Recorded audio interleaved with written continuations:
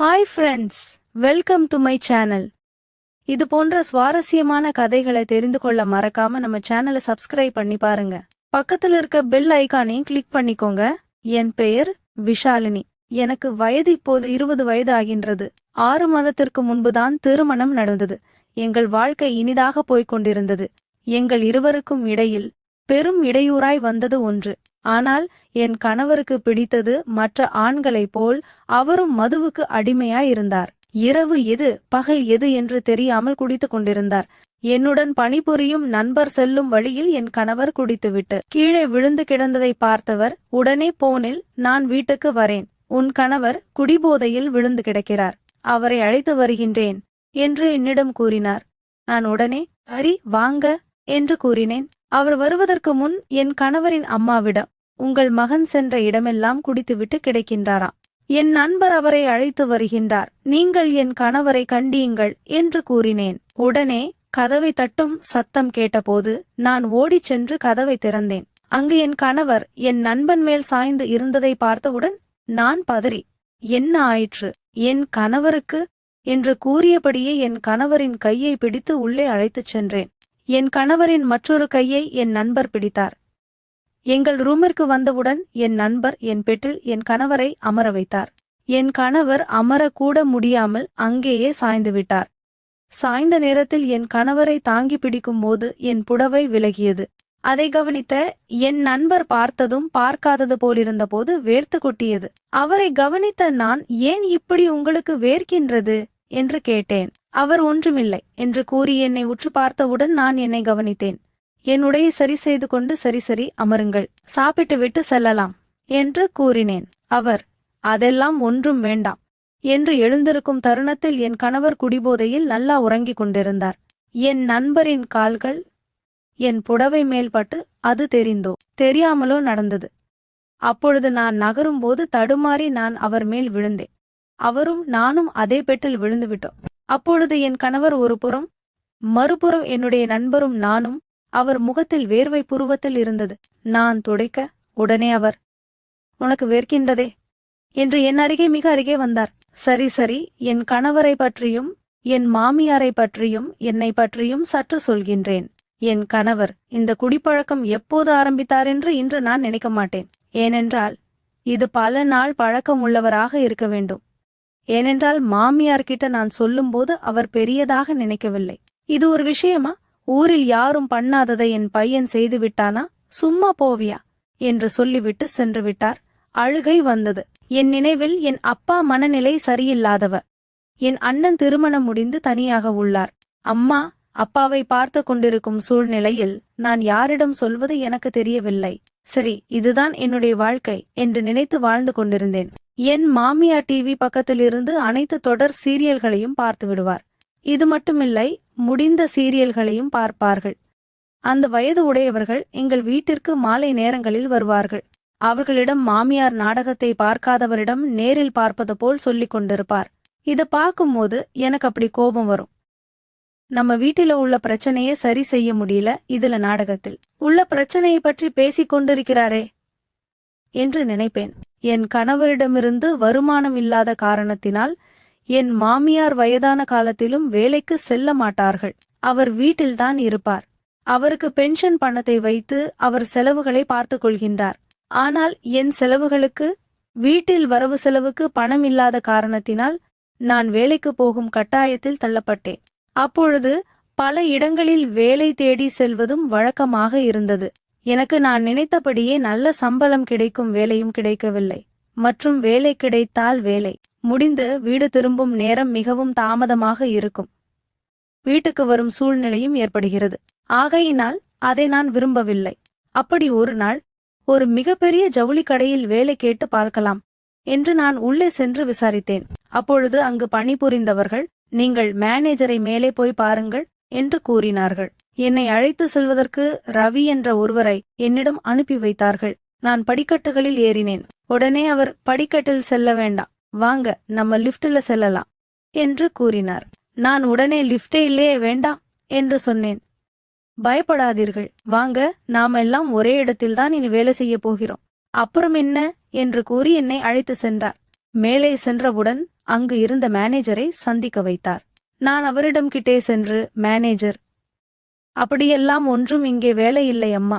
இங்கே சேல்ஸ் மிக குறைவாகத்தான் உள்ளது. ஆகையினால் பிறகு உன்னை வேலைக்கு சேர்த்து கொள்கின்றேன் என்று கூறிக்கொண்டே இருந்தார். உடனே அங்கிருந்த ரவி ஓடி வந்து, சார், இந்த பொண்ணு வேறு யாரும் இல்ல, எனக்கு தெரிஞ்ச மாமா பொண்ணுதான். வேலைக்கு வைத்துக் கொள்ளுங்கள். நான் டெய்லி அழைத்து வந்து விடுகின்றேன் என்று சொன்னார். என்னம்மா, அவன் சொல்ற மாதிரி நீ சொந்தக்கார பொண்ணா என்று மேனேஜர் என்னை பார்த்து கேட்டார். ஆம் என்று சொல்லுங்கள் என்று ரவி கஞ்சாடையில் கூறினான். நான் வேலை கிடைக்க வேண்டுமே என்பதற்காக ஆம் சார் என்று சொன்னேன். மேனேஜர் சரி என்று சொல்லி, நாளை முதல் வேலைக்கு நீ வந்துவிடு என்று கூறினார். என் சம்பளம் எவ்வளவு என்பதையும் விவரத்தையும் என்னிடம் கூறினார். நானும் சரி என்று கூறினேன். நான் உடனே லிப்டின் வழியாக நாங்கள் இருவரும் வந்தோம். அப்பொழுது எனக்கு, நீங்கள் வேலை வாங்கி கொடுத்ததற்கு மிக்க நன்றி என்று கூறினேன். அதெல்லாம் ஒன்றும் வேண்டாம், ஒருவருக்கொருவர் என்ன இதனால் என்று கூறினார். நானும் சரி என்று என் வீட்டிற்கு கிளம்பினேன். எனக்கு கிடைத்த வேலை மிக நன்றாக இருக்கும் என்று எண்ணினேன். அங்கு கேண்டீன் உள்ளதாகவும் மத்தியான சாப்பாட்டு பிரச்சனை இல்லை, அங்கு பார்த்து கொள்ளலாம். மாலை 5 மணிக்கு என் வேலைகளை முடித்துவிட்டு வீட்டிற்கு சென்று விடலாம் என்று மேனேஜர் சொல்வதை கேட்டு என் மனம் மகிழ்ச்சியுடன் என் கையில் இருந்த பணத்தை வைத்து கொண்டு என் கணவருக்கு பிடித்த மல்லிகை பூ மற்றும் சில ஸ்வீட்ஸ்களையும் வாங்கிக் கொண்டு விரைந்து வீட்டிற்கு சென்றேன். செல்லும் வழியில் என் கற்பனையில் என் கணவருடன் இன்று சந்தோஷமாக இருக்கலாம். ஏனென்றால் நாளை முதல் நான் வேலைக்கு செல்கின்றேன். மாத சம்பளம் வரும், அதை வாங்கி வீட்டு செலவுகளுக்கும் என்னுடைய தேவைகளையும் பார்த்து கொள்ளலாம் என்று நினைத்தவாறே வீட்டிற்கு சென்றேன். வீட்டிற்கு சென்றவுடன் அங்கு நடந்த நிகழ்வு வேறே. ஆம், என் கணவரும் என் மாமியாரும் இருவரும் சண்டை போட்டுக் கொண்டிருந்தனர். அது என்னவென்றால், உன் மனைவி என் பேச்சை கேட்காமல் நான் வேலைக்கு செல்கின்றேன் என்று. ஆலையில் போனவள்தான் இதுவரை வரவே இல்லை என்று என் கணவரிடம் கேட்டுக்கொண்டிருந்தார். அதற்கு என் கணவர், நான் என்ன செய்வது, அவள் என் பேச்சை கேட்கவே இல்லை, உன் பேச்சையை கேட்கப் போகின்றாள் என்று பேசிக் கொண்டிருந்தார். நான் உடனே உள்ளே சென்று, நிறுத்துங்கள், நீங்கள் பேசுவது உங்களுக்கே சரியாக தோன்றுகின்றதா? நீங்களும் சம்பாதிக்கவில்லை, நானும் வீட்டு செலவுகளுக்கு என்ன செய்வது? ஆகையினால் நான் தான் வேலைக்கு செல்கின்றேன் என்று சொன்னேன். இன்று கடவுள் எனக்கு புண்ணியமாக எனக்கு ஒரு நல்ல வேலை கிடைத்திருக்கின்றது. நாளை காலை நான் உங்களுக்கும் உங்கள் அம்மாவுக்கும் சாப்பாடுகளை செய்து வைத்துவிட்டு வீட்டு வேலைகளை முடித்துவிட்டு செல்கின்றேன். காலை 9 மணி வேலைக்கு சென்றுவிட்டு மாலை சரியாக 5 மணிக்கெல்லாம் வீட்டிற்கு வந்து விடுவேன் என்று கூறினேன். கணவர், சரி சரி, நீ வேலைக்கு செல்லும்படி செல், மாதந்தோறும் எனக்கு பணத்தை கொடுத்து விடு என்று சொன்னார். என் மாமியாரும், சரி சரிம்மா, நீ வேலைக்கு செல்லலாம், வீட்டு வேலைகளை நான் பார்த்து கொள்கின்றேன். என் பிள்ளை சரியில்லை என்றால் நீயாவது என் பொன்னாக இருந்து என்னையும் என் குடும்பத்தையும் பார்த்து கொள்கின்றாய் என்று கூறினார். நான் உடனே நினைத்தேன், பணம் வந்தால் எல்லாம் மாறிவிடுமா என்று. என் மனம் நினைத்தது, சரி, எதுவாக இருந்தாலும் பார்த்து கொள்ளலாம் என்று. நான் என் ரூமிற்குள் சென்றேன். என் பின்னே என் கணவர் உள்ளே வந்து, இப்போ நீ ஏதாவது பணம் வச்சிருக்கியா இல்லையா, முன் பணம் ஏதாவது வாங்கி இருக்கிறியா என்று கேட்டார். அதெல்லாம் ஒன்றுமில்லை. எதற்கு கேட்கிறீர்கள்? குடித்துவிட்டு மறுபடியும் ரோட்டில் விழுந்து கிடக்கவா என்று கேட்டேன். உடனே அவர் சம்பாதிக்க ஆரம்பித்தவுடன், என்னை நீ கேள்விகள் கேட்க ஆரம்பித்து விட்டாயா என்று கூறியவாறே என் பக்கத்தில் இருந்த ஸ்வீட் பாக்ஸை கையில் எடுத்துக்கொண்டு விறுவிறுவென்று வெளியே கிளம்பிவிட்டார். நான் என்ன செய்வது என்று தெரியாமல் மெத்தையின் மேல் அமர்ந்தவாறே ஒன்றும் நடக்கவில்லையே என்று மல்லிகை பூவை பார்த்தபடியே அழுது கொண்டிருந்தேன். என் கணவருக்கு ஏன் ஒன்றுமே புரியவில்லை. நான் எப்படி சொல்வது? கையில் என் மனைவி மல்லிகை பூவை வாங்கி வந்திருக்கிறாளே, அதை தலையில் வைத்து விடுவ. ஓம், சற்று சந்தோஷமாக இருப்போம் என்று எண்ண இல்லாமல் அவர் எங்கே சென்றிருப்பார்? குடிக்கத்தான் சென்றிருப்பார் என்று நினைத்தபடியே அழுது கொண்டிருந்தேன். என் வாழ்க்கை இப்படியேதான் போய்க் கொண்டிருக்குமோ என்று எண்ணிக்கொண்டிருந்த நேரத்தில் அப்போது விஷாலினி விஷாலினி என்று வெளியே சத்தம் கேட்டது. வெளியே யார் என்று சென்று பார்த்தபோது என் மாமியார் என்னை பார்த்து, சும்மா அழுது வடியாதே, எழுந்து வேலைக்கு போக வேண்டும், ஞாபகம் இருக்குள்ள, சாப்பிட்டு விட்டு தூங்குப்போ என்று அதட்டினார்.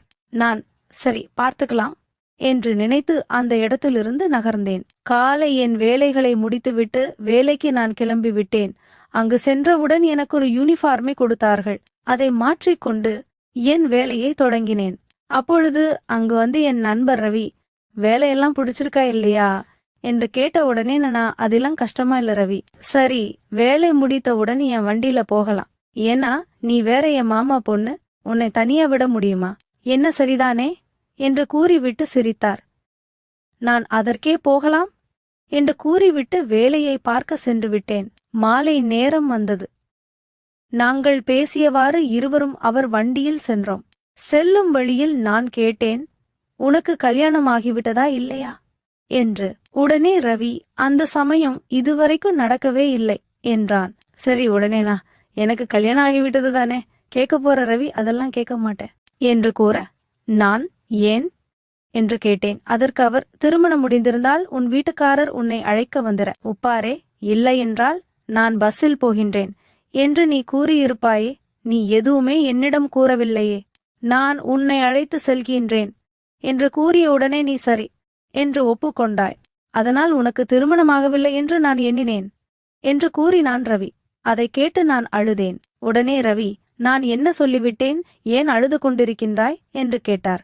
நான் உன்னை 6 மாதங்களுக்கு முன்பு பார்த்திருந்தால் நான் உன்னை லவ் பண்ணி கல்யாணம் பண்ணியிருப்பேனே என்று கூறினேன். உடனே அந்த இடத்தில் பிரேக் பிடித்து உடனே நிறுத்தினான். வண்டி என்ன ஆயிற்று என்று கேட்டேன். என்ன, என்னிடம் விளையாடுகின்றாயா என்று அவர் கேட்டார்.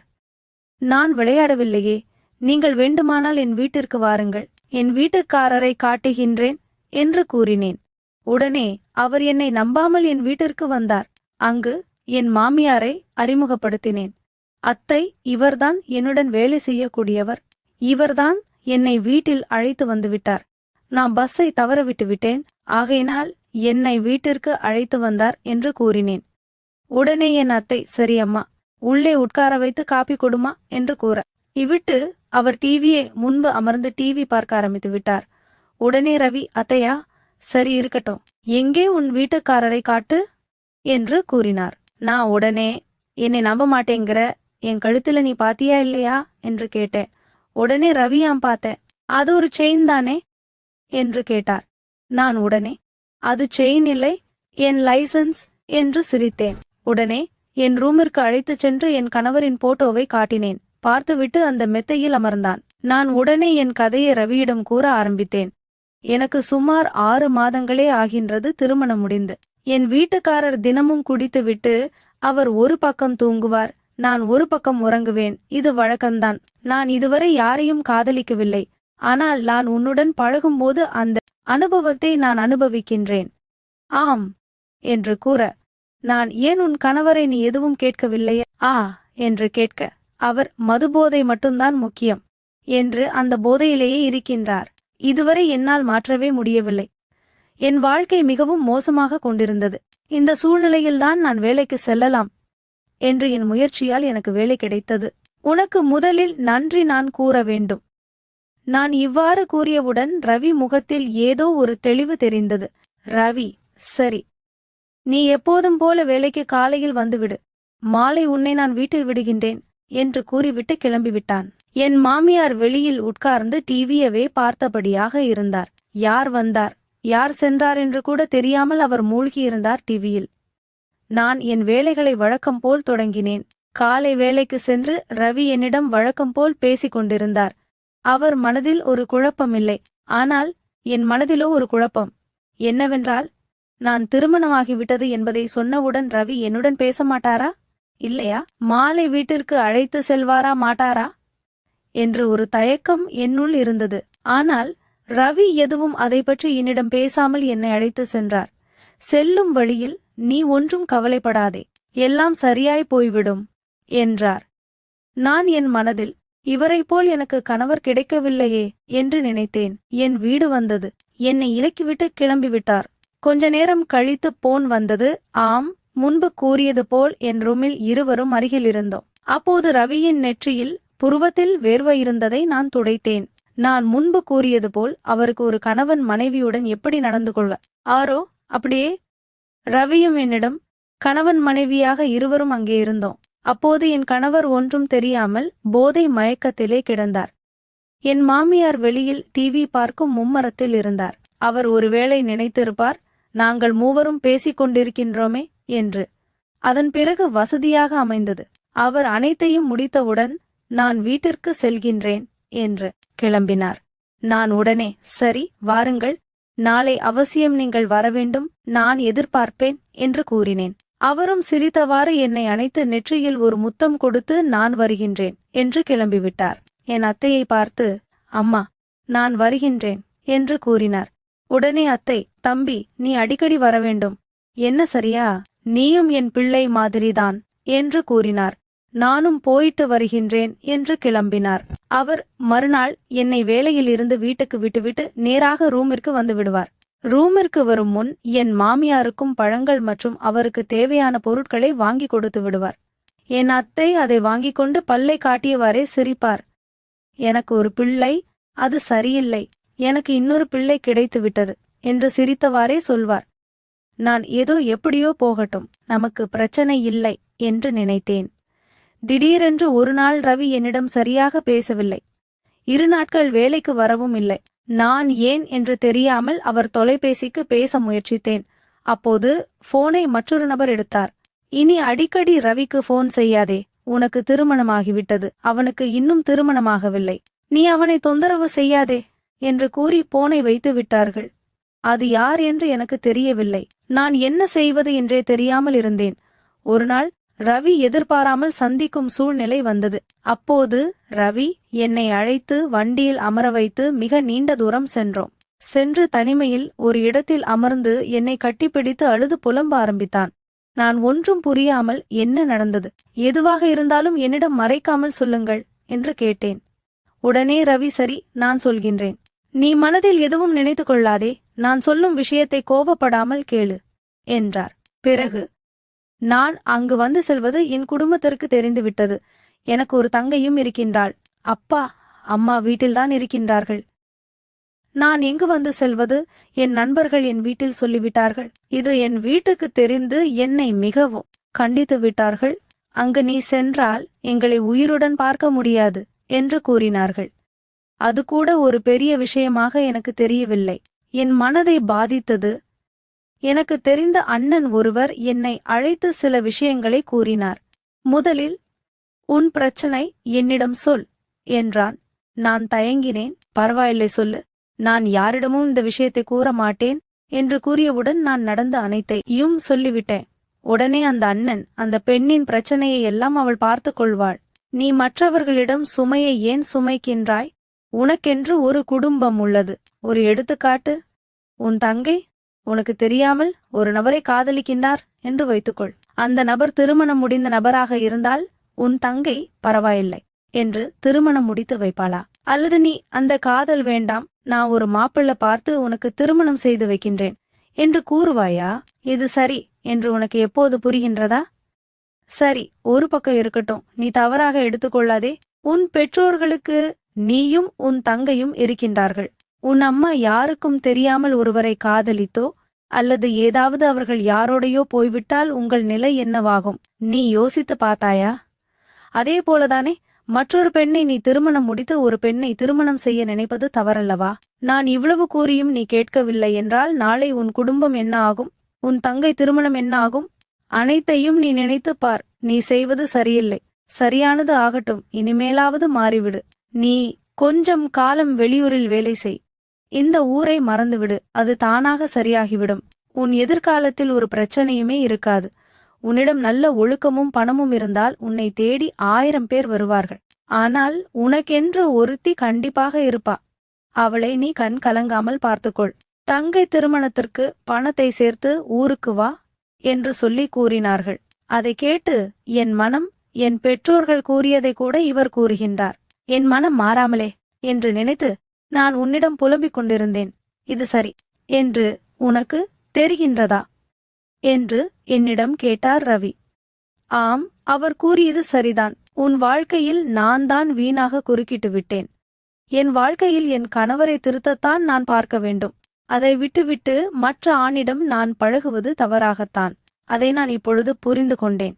நீ சொல்வதிலிருந்து என் கணவரை திருத்த என்ன வழி என்று நாங்கள் பார்க்கின்றோம். நீ அந்த அண்ணன் கூறியது போல நீ கொஞ்சம் வெளியிலிருந்து உன் மனதை மாற்றி உன் குடும்பத்தை நினைத்துப் பார். இரு, நான் உன்னை தொந்தரவு செய்ய மாட்டேன் என்று கூறிவிட்டேன்.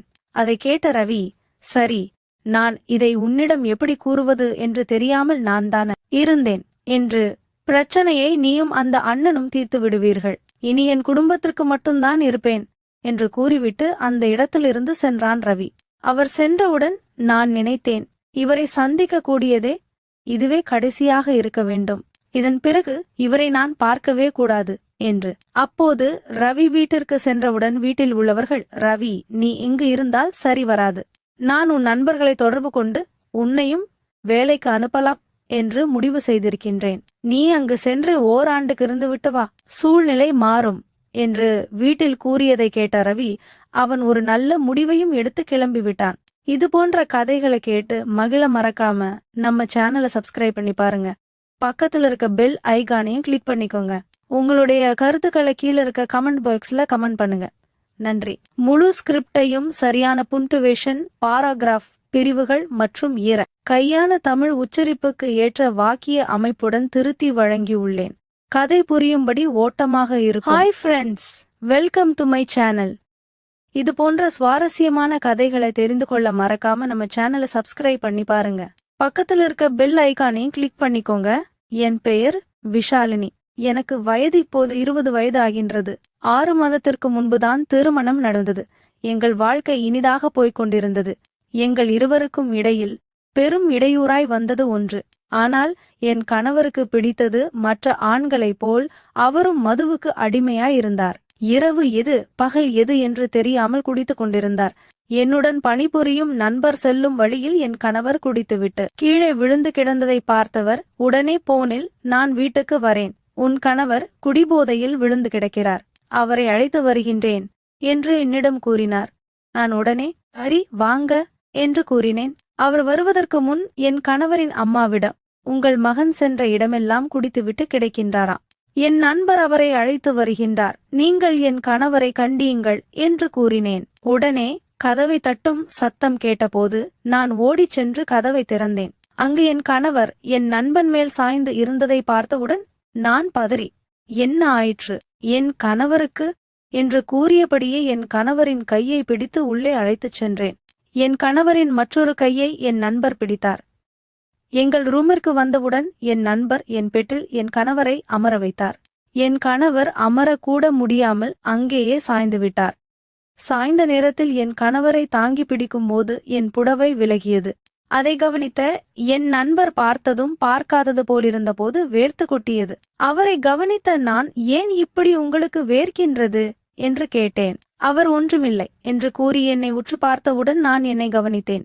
என் உடையை சரி செய்து கொண்டு, சரி அமருங்கள், சாப்பிட்டு விட்டு செல்லலாம் என்று கூறினேன். அவர், அதெல்லாம்